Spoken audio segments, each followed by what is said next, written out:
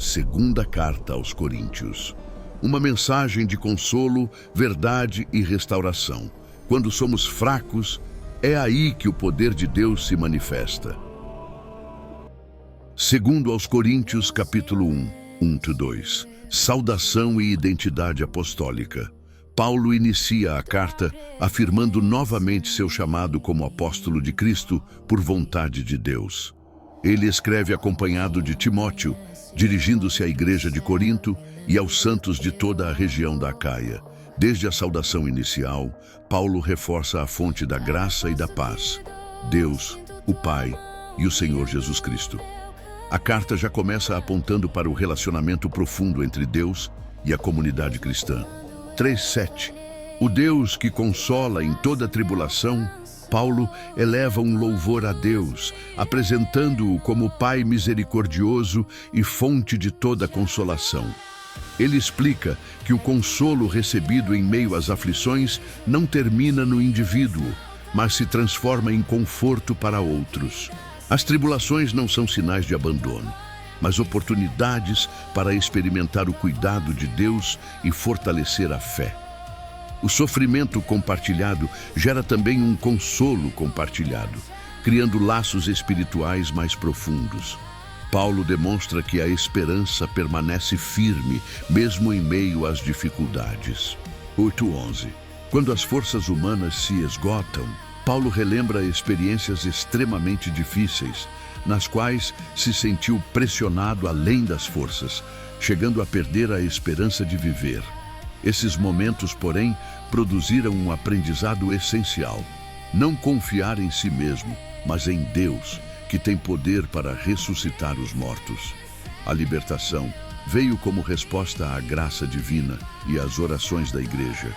Paulo reconhece que a intercessão dos irmãos foi instrumento de Deus para sustento e livramento. 14. Uma consciência limpa diante de Deus.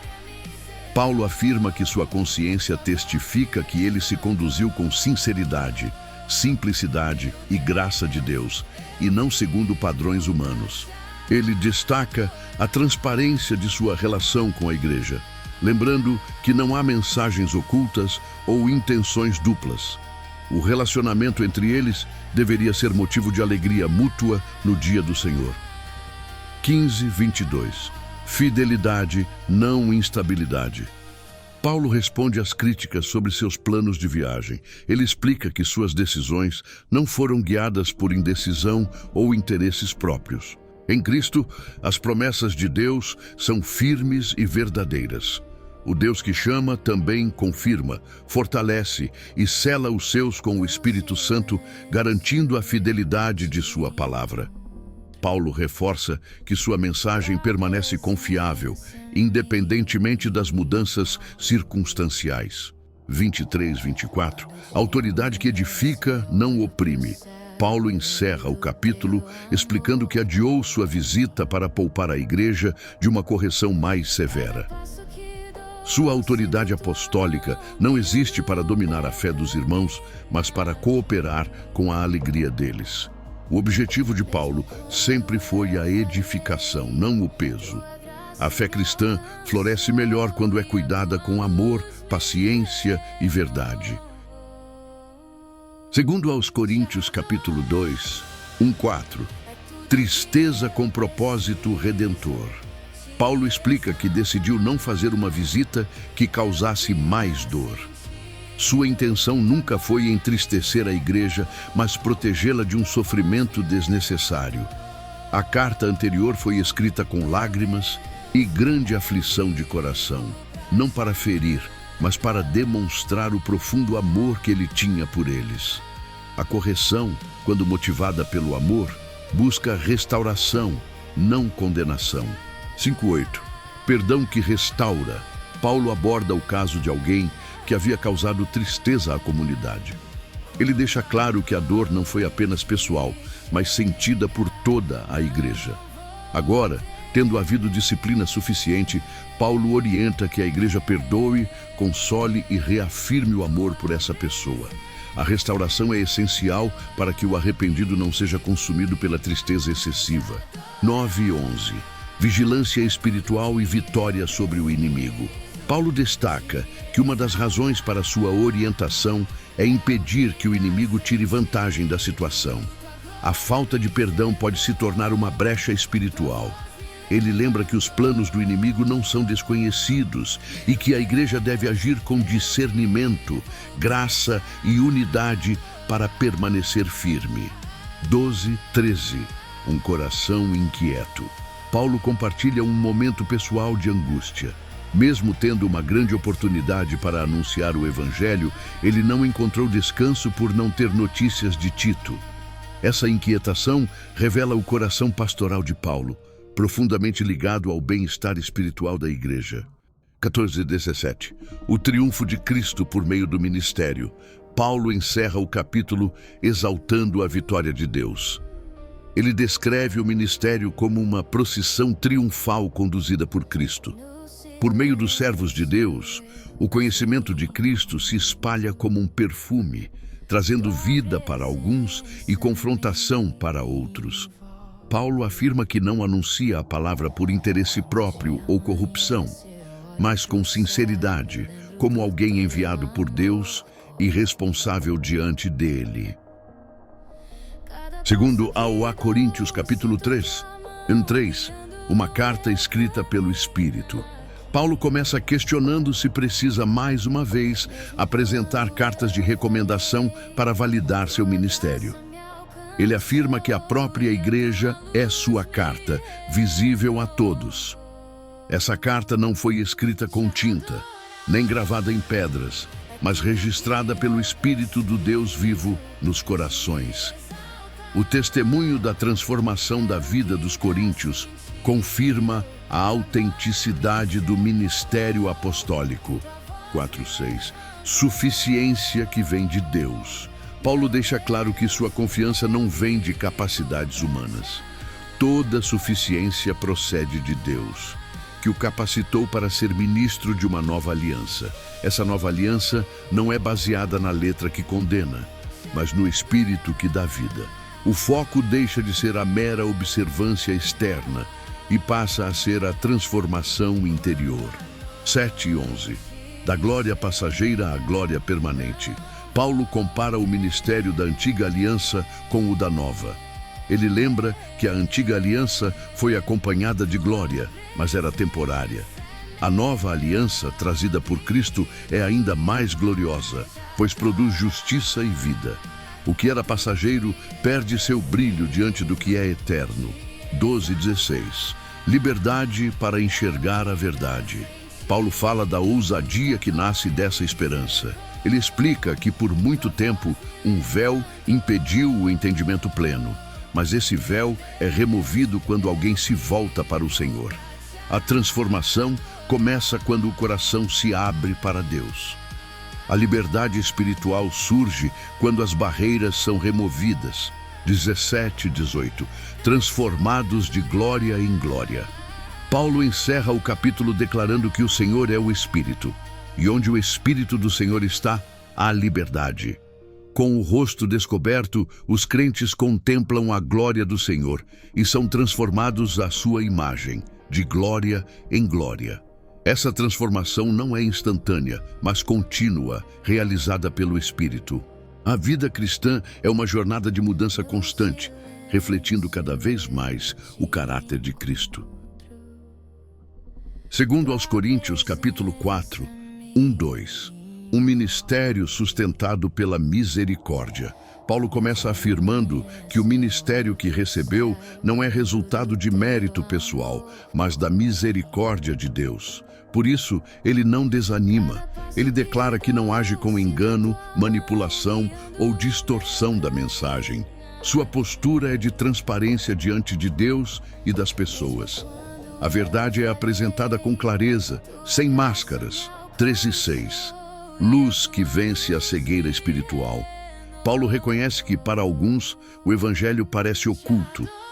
Ele explica que essa cegueira espiritual impede muitos de enxergarem a luz da verdade.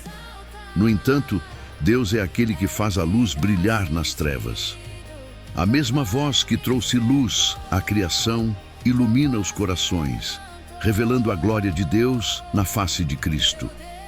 O foco da mensagem não é o mensageiro, mas Cristo como Senhor. 7:12. Tesouros em vasos frágeis. Paulo usa uma imagem poderosa para descrever o ministério, um tesouro precioso guardado em vasos de barro. Isso evidencia que o poder pertence a Deus, não aos servos. Ele descreve as pressões, perseguições e dificuldades enfrentadas, mas afirma que, apesar de abatidos, não são destruídos. A fragilidade humana destaca a força divina. A vida de Jesus se manifesta através das lutas e da entrega dos seus servos. 13:15. Fé que se expressa em testemunho. Paulo afirma que crê e por isso fala. A fé verdadeira se manifesta em palavras e atitudes. Ele tem certeza de que Deus, que ressuscitou o Senhor, também ressuscitará seus servos. Essa esperança fortalece o ministério e amplia a gratidão que se espalha para a glória de Deus. 16:18. Olhos fixos no que é eterno. Paulo encerra o capítulo com uma declaração de esperança. Mesmo que o corpo se desgaste, o interior é renovado dia após dia. As aflições presentes são temporárias e produzem um peso eterno de glória. O cristão aprende a não fixar os olhos no que é visível, mas no que é invisível. O que se vê é passageiro, o que não se vê é eterno. Segundo aos Coríntios capítulo 5, 1-5, a esperança da morada eterna. Paulo começa falando sobre a fragilidade da vida presente. Ele compara o corpo humano a uma tenda temporária, sujeita ao desgaste e à dissolução. Ao mesmo tempo, ele aponta para uma esperança segura, uma habitação eterna preparada por Deus. Essa promessa gera um anseio profundo, não de abandonar a existência, mas de ser plenamente revestido pela vida que vem de Deus. Pelo contrário, essa certeza produz coragem. Estar com o Senhor é a esperança final, e essa confiança sustenta o coração mesmo diante das incertezas da vida. 9:10. Viver para agradar a Deus. Paulo declara que o objetivo da vida cristã é agradar a Deus. Esteja a pessoa vivendo neste mundo ou já na presença do Senhor. Ele lembra que todos comparecerão diante de Deus para prestar contas da própria vida. Essa realidade não é apresentada como ameaça, mas como um chamado à responsabilidade, à integridade e à fidelidade. 11:13. Um ministério movido pelo temor e pelo amor. Paulo explica que o temor do Senhor o motiva a anunciar a verdade com seriedade. Sua vida e seu ministério são transparentes diante de Deus. Ele reconhece que alguns interpretam mal sua dedicação intensa, mas deixa claro que tudo o que faz é por amor a Deus e à Igreja. O zelo não nasce de interesse pessoal, mas da convicção espiritual. 14:17. Uma nova realidade em Cristo. Paulo afirma que o amor de Cristo o constrange. A morte de Cristo revela que todos morreram com ele e agora vivem para um novo propósito. Quem está em Cristo experimenta uma transformação profunda. O passado perde seu domínio e uma nova criação surge. A maneira de ver as pessoas e o mundo é completamente renovada. 18:21. O ministério da reconciliação. Paulo conclui o capítulo apresentando o coração do Evangelho. Deus tomou a iniciativa de reconciliar o mundo consigo mesmo por meio de Cristo. Agora, os cristãos são chamados a ser embaixadores dessa reconciliação, anunciando a mensagem da paz com Deus. Cristo assumiu aquilo que nos separava de Deus, para que pudéssemos receber aquilo que nos aproxima dele. O capítulo termina com uma das declarações mais profundas da fé cristã, a troca perfeita realizada por Deus para restaurar a humanidade. Segundo aos Coríntios, capítulo 6, 1-2. O tempo favorável de Deus. Paulo começa lembrando que o ministério cristão acontece em cooperação com Deus. A graça recebida não deve ser desperdiçada nem adiada. Ele declara que o tempo da salvação não é algo distante ou futuro, mas um momento presente. Deus age agora, e a resposta à sua graça não deve ser postergada. 3:10. Um ministério aprovado pela perseverança. Paulo descreve as marcas do verdadeiro ministério. Ele se esforça para não colocar obstáculos diante de ninguém, para que o evangelho não seja desacreditado. Ele lista as muitas aflições enfrentadas, pressões, perseguições, privações e sofrimentos. Ao mesmo tempo, destaca virtudes espirituais que sustentam o ministério: paciência, pureza, conhecimento, bondade, amor sincero e poder de Deus. Mesmo em meio a aparentes contradições, honra e desonra, tristeza e alegria, pobreza e riqueza espiritual, Paulo permanece firme, mostrando que a força vem de Deus. 11:13. Um coração aberto. Paulo fala de forma pessoal e afetuosa. Ele afirma que seu coração está completamente aberto à igreja. Se há distanciamento, ele não vem da parte de Paulo, mas da resposta deles. Ele pede que a igreja corresponda com a mesma abertura e amor, como filhos espirituais. O relacionamento pastoral é marcado por sinceridade e afeto genuíno. 14:16. Chamados à separação espiritual. Paulo faz uma exortação clara sobre alianças espirituais. Ele orienta os cristãos a não se prenderem a relacionamentos que comprometem sua fé. Ele destaca o contraste entre luz e trevas, justiça e injustiça, Cristo e aquilo que se opõe a ele. A comunhão com Deus exige fidelidade e discernimento. A igreja é o templo vivo de Deus, onde ele habita. 17:18. Um chamado à santidade e filiação. Paulo conclui o capítulo com uma promessa poderosa. Deus chama seu povo a se afastar daquilo que o contamina, oferecendo em troca um relacionamento profundo. Deus se apresenta como Pai, e seus filhos são chamados a viver em pureza e comunhão com Ele. A separação do mal não é perda, mas ganho de intimidade com Deus. Segundo aos Coríntios, capítulo 7, um chamado à purificação completa. Paulo inicia o capítulo lembrando as promessas de Deus feitas ao seu povo. Essas promessas motivam os cristãos a viverem uma vida de purificação, tanto exterior quanto interior. O temor reverente a Deus conduz à santidade completa. A fé não é apenas crença, mas transformação prática do caráter e da conduta. Dia 4. Reconstruindo a confiança. Paulo pede espaço no coração da igreja. Ele afirma, com consciência tranquila, que não prejudicou ninguém, nem se aproveitou de ninguém. Mesmo após correções difíceis, ele reafirma seu amor e sua confiança na igreja. Sua alegria e orgulho por eles são evidentes, mesmo em meio às tribulações. 5:7. Consolo que chega no tempo certo. Paulo relata um período de grande aflição. Por fora, havia lutas, por dentro, temores. O consolo veio por meio da chegada de Tito, que trouxe boas notícias sobre a resposta da igreja. O arrependimento, o zelo e o carinho dos coríntios renovaram a alegria de Paulo. Deus se revela como aquele que consola os abatidos. 8:12. Tristeza que conduz ao arrependimento. Paulo explica que sua carta anterior causou tristeza, mas não se arrepende disso, pois a dor produziu arrependimento. Ele distingue a tristeza segundo Deus, que conduz à mudança e à salvação, da tristeza do mundo, que leva à morte.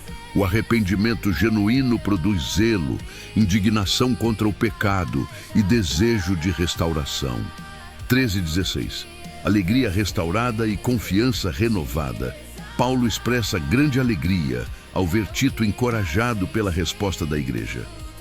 O comportamento dos coríntios confirmou a confiança que Paulo havia depositado neles. O capítulo se encerra com uma nota de restauração completa. Alegria, consolo e confiança mútua. A comunhão foi renovada e o relacionamento fortalecido pela verdade e pelo amor.